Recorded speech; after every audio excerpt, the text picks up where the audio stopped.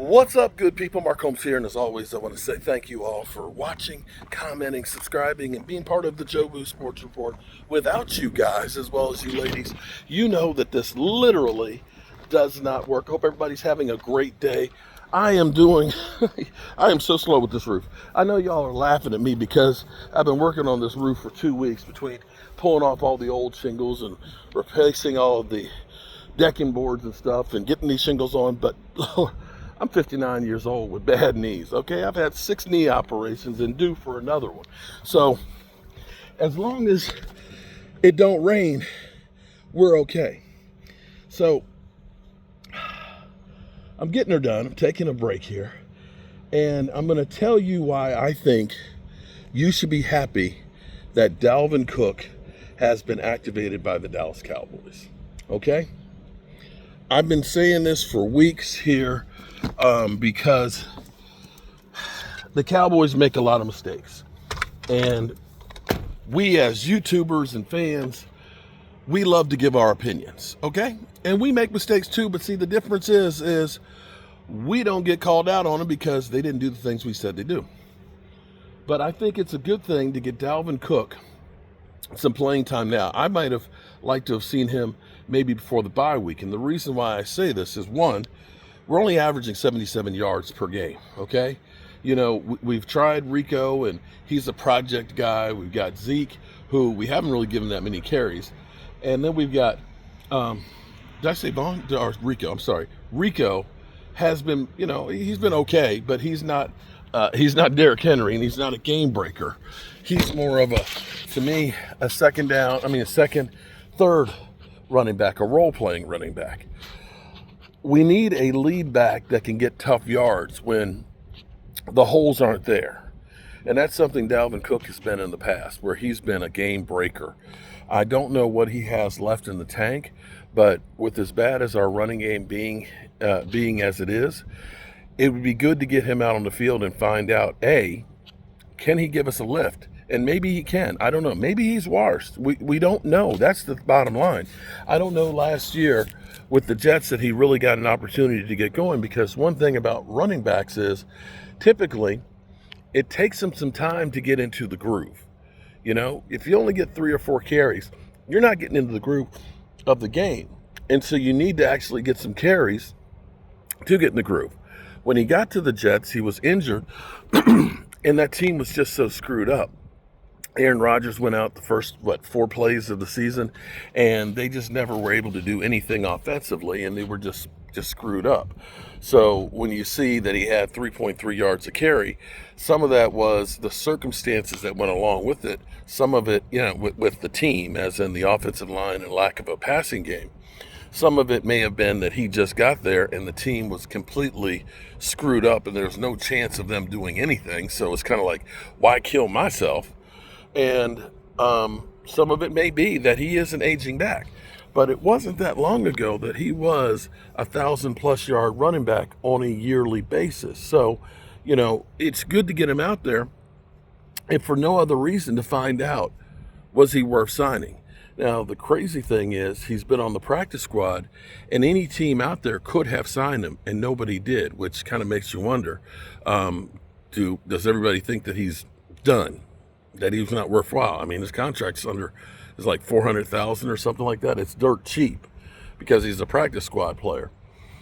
But it'll be good to find out if he can play, and if he can play, then that's great. Then we got a back to help lift our running game for the rest of the season. If he can't, then that lets the Cowboys know before the trade deadline, which is a week from Tuesday, that maybe they need to look elsewhere and bring somebody else in the fold. That is, if they're interested in trying to save the season. I don't know if they're interested in doing that or not, but this is why you should be happy that they're at least going to try it. And I'm happy because at least they're trying to do something different than what they've done. At the moment, you just kind of look at this and you just keep hearing the same thing, you know, basically trust the process and, you know, give it time, and there's this, that, and the other. I need you to try something different, because if you're doing the same thing expecting a different result, you're not getting that different result. So that's my feelings about getting Dalvin Cook on the field. I have to think that Dalvin Cook, watching the Dallas Cowboys averaging 77 yards a game, okay? 77 yards a game. It's pathetic. My God, that's pathetic. That he's got to be looking at this and saying, I can't do any worse than that. And that he probably doesn't want to go on practice squad. So you may see a guy who's real hungry to prove that I need to be on this roster on a regular basis because, you know, he wants to make some money too. And definitely wants to not end his career sitting on a practice squad. So the incentive is definitely there for Dalvin Cook to come out like gangbusters and really produce, to really get himself going. And we definitely need that bump up. Say what you will about Dak, but if we can't do better than 77 yards running in a game, we're in trouble. I don't know if you guys remember when the Cowboys had, you know, the 90s, pretty much when Emmitt Smith on his own rushed for 100 plus yards. I want to say the Cowboys were like 70 wins with 19 losses. When he didn't, they were basically below 500. That lets you know how important the running game is. And we do not have a good running game. We've got the worst running game in the NFL. Anyway, let's see if I can go ahead and get at least the rest of this going across here. And then I'm going to call it a day. Whew, I got myself a new grill because, you know, I'm cheap, right? I'm cheap because I like to buy shit when it's on sale. See, I've been eyeballing this. This Weber Genesis grill, regular price $849. And I'm like, I ain't spending that kind of money on a thing. See, at the end of the year, after they've been out all summer. Now, I know it's the end of the summer and stuff, and it's like, dude, you ain't got that much time you're going to use it. No, you're right. Not that much time, although I have been known to shovel snow and go out in the snow and grill me some stuff on the grill.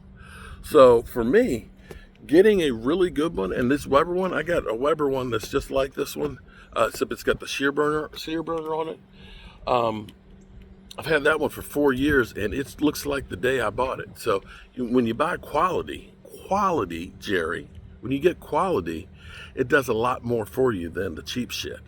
So, yeah, I'm going to get this bad boy home, and I might cook me a nice Fred Flintstone steak tonight on it. Yeah. Do a reverse sear on it. Smoke it. Ooh, make it tender, juicy, and flavorful. Peace.